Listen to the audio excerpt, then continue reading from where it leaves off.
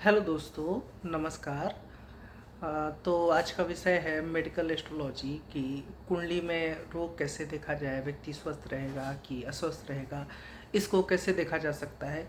देखें कि इस पे पहले भी मैंने एक वीडियो बनाया है जिसमें राशियों और भाव के बारे में मैंने बात की है, तो आप चाहें तो उसको भी देख सकते हैं।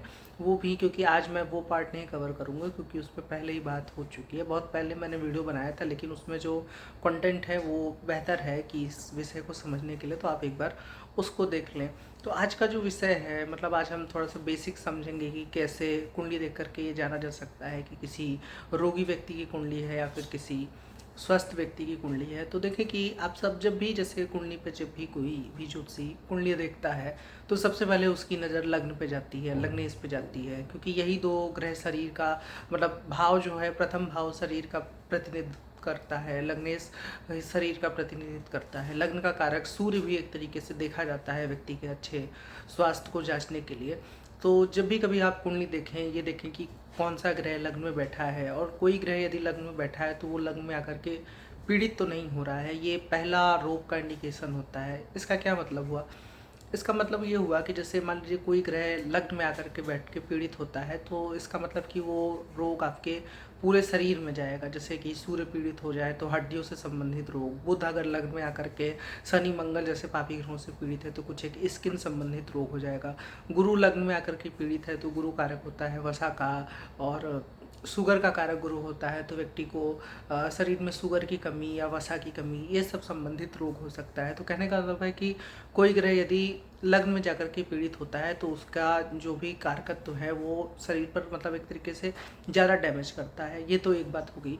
वैसे साधारणता भी अगर मान लीजिए कि जैसे वो लग्न में पीड़ित नहीं है, लेकिन कोई ग्रह मान लीजिए जैसे किसी कुंडली में सूर्य कमजोर है, तो सूर्य जैसे अच्छे नेत्रों का कारक होता है, हड्डियों का कारक होता है, तो वो भी थोड़ा बहुत उसमें, थोड़ा बहुत क्या ज़्यादा ही काउंट होगा कि व्यक्ति की हड्डियाँ उतनी मजबूत ना हो, नेत्रों में कोई विकार हो, क्योंकि नेत्र का नैसर्गिक जो कारक होता है वो सूर्य को, शुक्र को भी लेते हैं, चंद्रमा नेत्र की तरलता को देखते हैं।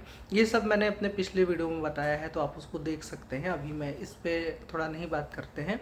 अब देखें कि हम लग्नेश के बारे में बात करते हैं कि लग्नेश कैसी स्थिति में है।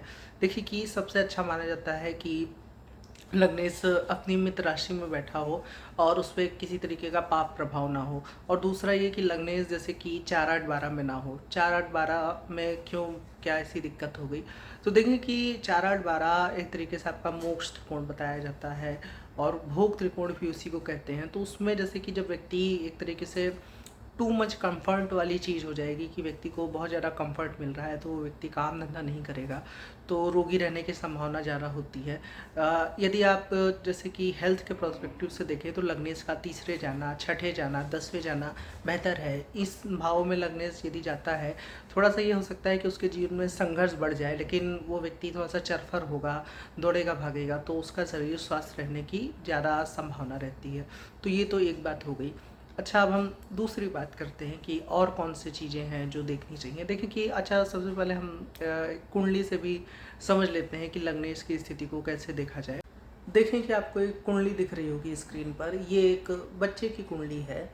इनका जैसे तुला लग्न है बच्चे का, तो सबसे पहले तो लग्न को हम देखेंगे तो लग्न में राहु केतु एक्सिस मिला हमको, जो कि अच्छा नहीं माना जाता है। लग्न पे एक पाप ग्रह का प्रभाव है। चलिए ठीक है, बहुत लोगों का होता है, लेकिन अब हम लग्नेश को चेक करेंगे तो लग्नेश देखिए कि शुक्र जो बनता है वो 11वें भाव में गया। 11वां भाव जैसे ग्रोथ के लिए अच्छा है, इनकम के लिए अच्छा है, लेकिन चूंकि वो रोग भाव से, छठे भाव से छठा पड़ता है, तो इसलिए वो हेल्थ के प्रोस्पेक्टिव से उतना अच्छा नहीं माना जाता है। तो एक तो वो जल तत्व का ग्रह शुक्र बनता है, वो आपकी देखिए कि अग्नि तत्व राशि में गया है, यानी कि वो सिंह राशि में गया है प्लस सूर्य के साथ बैठा है। तो एक जल तत्व का ग्रह जो कि अग्नि तत्व राशि में गया प्लस वो सूर्य के साथ बैठा है, ऊपर से उसको मंगल अपनी चौथी दृष्टि से देख रहा है, तो इसका मतलब कि ग्रह बहुत ज़्यादा पीड़ित हो गया। शुक्र को दिग्बल मिलता है चौथे भाव में, तो अपने दिग्बल से भी शुक्र मतलब एकदम 10वें भाव से थोड़ा एक भाव आगे गया है, तो दिग्बल में भी वो 10 अंक का दिग्बल मिलेगा, ये षडबल में काउंट होता है। देखिए कि और एक और कॉन्सेप्ट होता है उच्चाभिलाषी नीचाभिलाषी। तो देखिए कि ये जो शुक्र है ये अपनी नीच राशि की ओर बढ़ रहा है, यानी कि कन्या राशि की ओर बढ़ रहा है। जो षटबल जब निकाला जाता है तो षटबल में आप पाएंगे कि उच्च बल में शुक्र का बल यहाँ पर करीब वही 10 अंक मिला होगा या 12 अंक मिला होगा, ये कम माना जाता है। कोई भी ग्रह अपनी उच्च राशि की ओर बढ़ता है तो उसका बल ज़्यादा होता है। तो इस अनुसार भी ये शुक्र क्षीण हुआ। तो इसमें हुआ क्या कि देखिए कि ये बच्चा मतलब काफ़ी तेज़ बुखार से पीड़ित है, हॉस्पिटल में है। माँ बाप चूँकि फाइनेंशियली वेल है तो हॉस्पिटल का खर्चा दे पाते हैं, लेकिन इसमें ज्वर बच्चे का कम ही नहीं हो रहा है। पता नहीं क्या दिक्कत हो गई है। एक तो दशा भी सूर्य की है, लेकिन ऐसा नहीं है कि ये सर्वाइव नहीं करेगा। कुछ एक पूजा पाठ मैंने बताई है, ऊपर से अभी सूर्य की दशा भी चल रही है, लेकिन कंडीशन कोई बहुत ठीक नहीं दिखती, क्योंकि जो पित्त है वो थोड़ा सा भारी हो गया है। लेकिन ऐसा नहीं है, मतलब कहने का मतलब है कि कुछ एक समय बच्चा ठीक भी होता है, लेकिन जब वो थोड़े दिन रहता है घर पे तो उसको फिर से तेज बुखार क्यों पकड़ लेता है किसी को नहीं मालूम चल पा रहा है, लेकिन वो ज्वर पूरे शरीर में बहुत तेज़ी से पकड़ लेता है।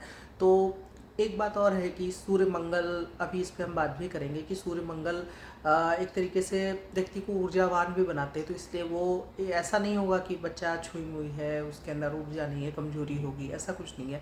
लेकिन चूँकि जल तत्व का ग्रह है तो तपिश ज़्यादा हो गई है, तो इस वजह से ये थोड़ा सा दिक्कत कर रहा है। तो ये एक उदाहरण था। इसमें देखें कि जब भी सूर्य की दशा ख़त्म होगी तो कुछ एक रिलीफ होने की संभावना है, और बाकी ईश्वर की कृपा रहेगी तो आगे बच्चा जल्दी स्वस्थ हो जाएगा। तो सबसे पहले तो आपको जैसे कि लग्नेश को देखना है, लग्न को देखना है कि लग्न लग्नेश पे कैसे ग्रहों का प्रभाव है, साथ में कारक सूर्य की स्थिति कैसी है। ये तो 3 मेन फैक्टर हो गए। अब देखिए कि एक और इसमें बात करते हैं कि जैसे कौन से ग्रह हैं जो व्यक्ति को स्वस्थ रखते हैं।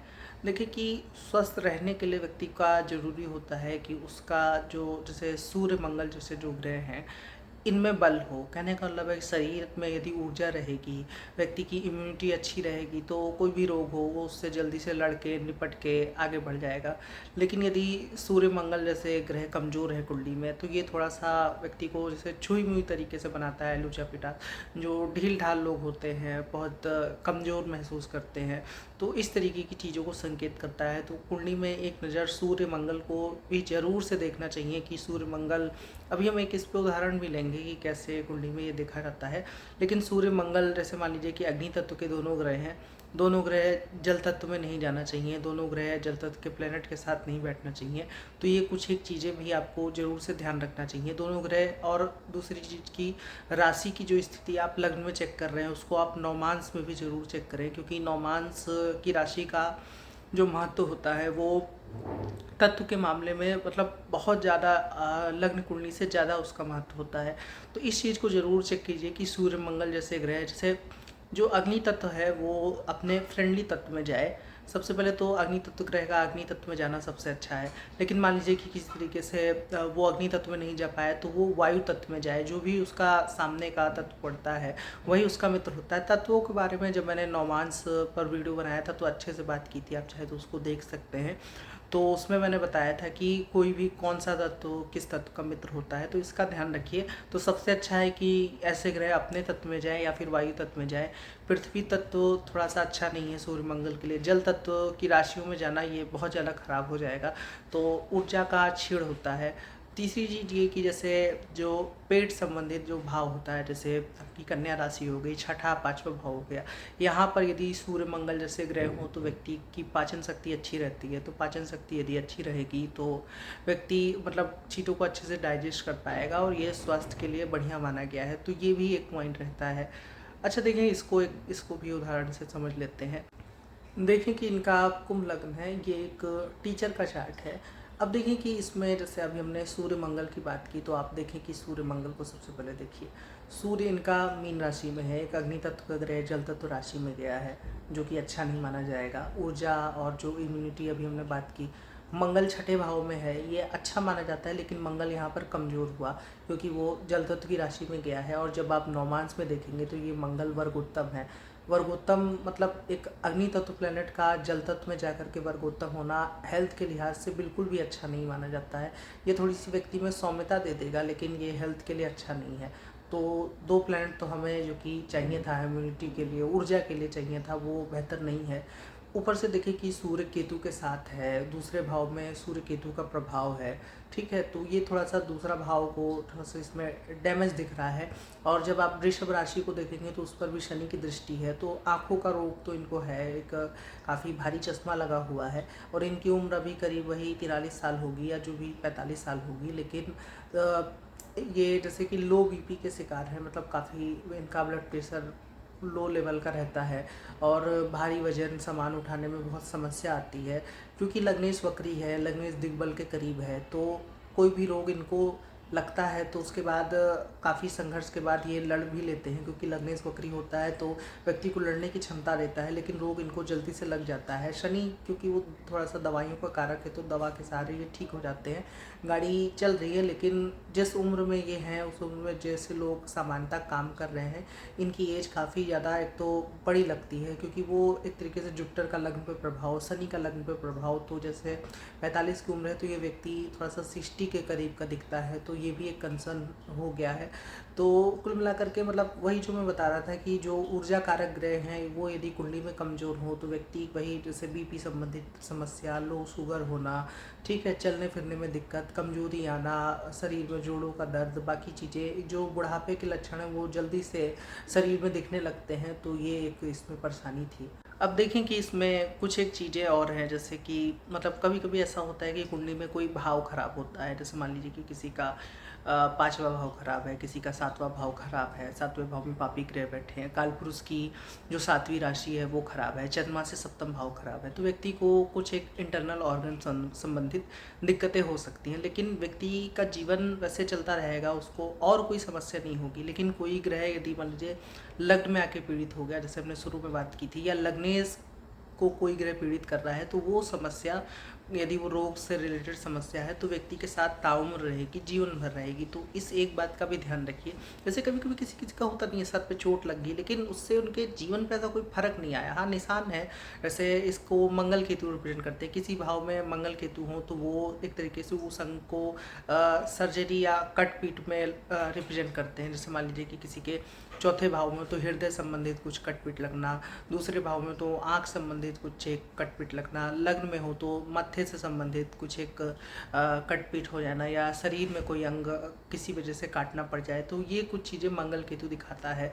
किसी एक नक्षत्र में 2 पापी ग्रह बैठे हों तो वो नक्षत्र जिन अंगों को रिप्रेजेंट करता है, खैर ये अभी इतना गहरा जाने की ज़रूरत नहीं है। वैसे भी वो नक्षत्र कभी कभी मतलब कई प्रकार की किताबों में बताए गए हैं कि कोई नक्षत्र किसी और चीज़ को दिखाता है, फिर वैष्णव का मत अलग है, शैविक का मत अलग है, तो उसको रहने दीजिए। मोटा माटी जो बेसिक मैं बता रहा हूँ आप उसको देख करके भी अनुमान लगा सकते हैं कि व्यक्ति का कुंडली में, जैसे कि वो रोगी की कुंडली है या स्वस्थ व्यक्ति की कुंडली है।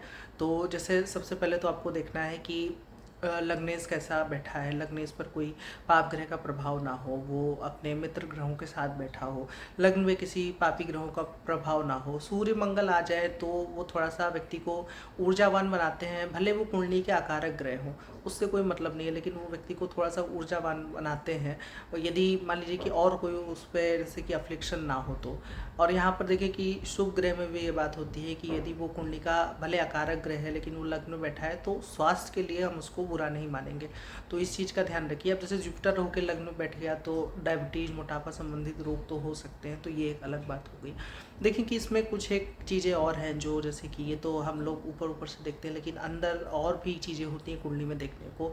जैसे नक्षत्र क्या है, गंडांत तो नहीं है। जैसे मान लीजिए कि लग्न गंडांत नक्षत्र में आ गया, लग्नेश गंडांत नक्षत्र में बैठा है। गंडांत क्या होता है, जैसे गंडांत उन नक्षत्रों को गिना जाता है जब 2 राशियों के मध्य, जैसे एक तरीके से जैसे गर्मी और सर्दी के बीच का समय होता है, तो उस वो एक तरीके से तिथि बदल रही होती है या गर्मी सर्दी में मौसम बदल रहा होता है, जो घर की चौखट होती है, बीच का समय। ऐसे ही जब भी जल और अग्नि का ट्रांसफॉर्मेशन होता है, यानी कि जल तत्व से राशि अग्नि तत्व की ओर मूव करती है, तो वो बीच के जो एक संवेदनशील पॉइंट होते हैं उसमें किसी व्यक्ति का जन्म हो जाए।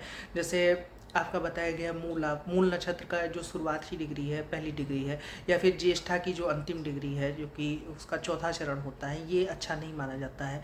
तो इसमें भी कुछ एक, जैसे मूल नक्षत्र हेल्थ के लिए बहुत मतलब कि खराब माना गया है। यदि पहले चरण में कोई व्यक्ति हो जाए, अश्लेषा हो गया, अश्वनी कुछ हद तक ठीक है लेकिन उसका भी पहला चरण अच्छा नहीं माना जाता है। तो इसका भी ध्यान रखिए कि लग्न, लग्नेश या फिर सूर्य ये गणनान नक्षत्र में नहीं होना चाहिए। यदि मान लीजिए इसमें भी जो संवेदनशील बिंदु है, यानी कि जो मैंने बीच का पॉइंट बताया, जैसे जल तत्व की जो राशि है उसका जो अंतिम चरण होता है, जैसे ज्येष्ठा का अंतिम चरण अच्छा नहीं माना जाएगा और मूला का प्रथम चरण अच्छा नहीं माना जाएगा।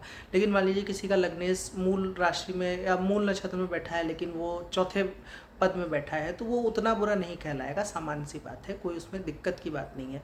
तो इस चीज़ का ध्यान रखिए। अच्छा, ये तो नक्षत्र की बात हो गई।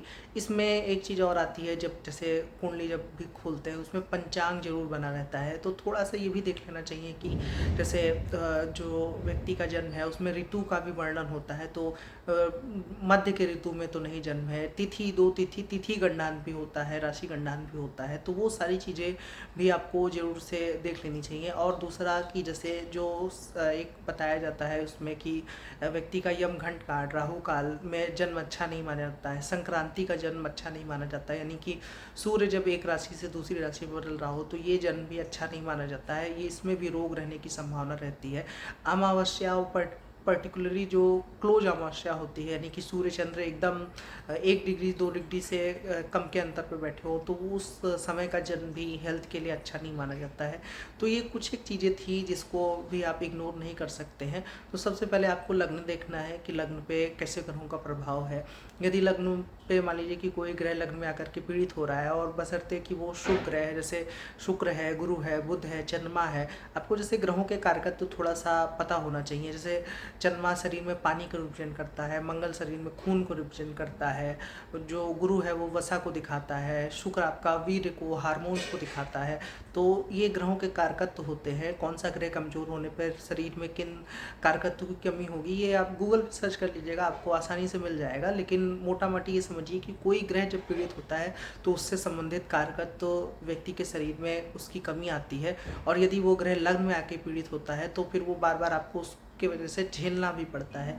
तो इस चीज़ का भी आप इसको देख सकते हैं। तो सबसे पहले आपको भाव को देखना है कि लग्न में कैसे ग्रहों का प्रभाव है, लग्नेश के साथ कौन से ग्रह बैठे हैं, सूर्य की स्थिति क्या है, क्योंकि सूर्य उसका कारक होता है। ये चीज़ आपको चंद्र कुंडली से भी देखनी है। जब आप किसी चीज़ की सिवियरिटी प्रिडिक्ट करनी हो कि गहराई में तो कितनी गहराई में, जैसे मान लीजिए आपने निकाला कि किसी व्यक्ति को नेत्रों का रोग हो सकता है, तो आपने लग्न से दूसरा भाव देखा, फिर आपने कालपुरुष की दूसरी राशि वृषभ राशि को देखी, नेत्रों के लिए जो कारक ग्रह बताए गए हैं आपके, सूर्य हो गया, चंद्रमा हो गया, शुक्र हो गया, आपने इनको देखा, फिर उसके बाद आपने चंद्रमा से दूसरे भाव को देखा। तो ये सारी चीज़ों को देखा आपने, और इन सब में यदि आपको कुछ एक नेगेटिविटी दिखे, शनि मंगल राहु केतु का प्रभाव दिखे, या एक ही ग्रह का प्रभाव कई तरीके से आ रहा है, तो ये ज़्यादा डैमेज करता है। तो ये सारी चीज़ों को भी आपको अपने बुद्धि से तारतम्य करके देख लेना चाहिए कि किस पे ज़्यादा प्रभाव है, किस पे कम प्रभाव है।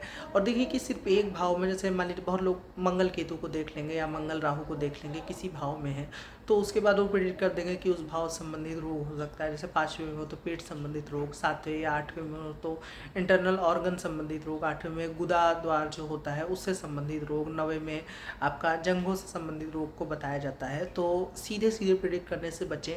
उसके जो संबंधित कारकत्व तो हैं, जैसे मैंने बताया कि यदि पुरुष का चार्ट है मान लीजिए, और आप देख रहे हैं कि सप्तम भाव एक तरीके से बिगड़ा हुआ है, तो आप देखेंगे कि जो जेंटल ऑर्गन संबंधित जो ग्रह होते हैं, जैसे सूर्य मंगल हो गया है और शुक्र हो गया, वीर का कारक होता है, कहीं इन पर तो अफ्लिक्शन नहीं है। चंद्रमा से सप्तम भाव कैसा है, कालपुरुष की जो 7वीं राशि है कैसी है। जब सबसे आपको कुछ ना कुछ दिक्कत दिख रही है तभी आप इस बात को कहें कि इसमें दिक्कत आ सकती है, अन्यथा आप सिर्फ एक भाव के आधार पर फलित करने से बचें तो वो बढ़िया रहेगा। तो आशा करता हूँ कि आपको ये वीडियो अच्छा लगा होगा। यदि आपको ये वीडियो अच्छा लगा है तो आप मेरे वीडियो को लाइक कर सकते हैं, और यदि आपका कोई प्रश्न है तो आप उसको नीचे कमेंट में ज़रूर पूछ लें। आप मेरे चैनल को सब्सक्राइब भी कर सकते हैं। आज के लिए इतना ही रखते हैं, धन्यवाद।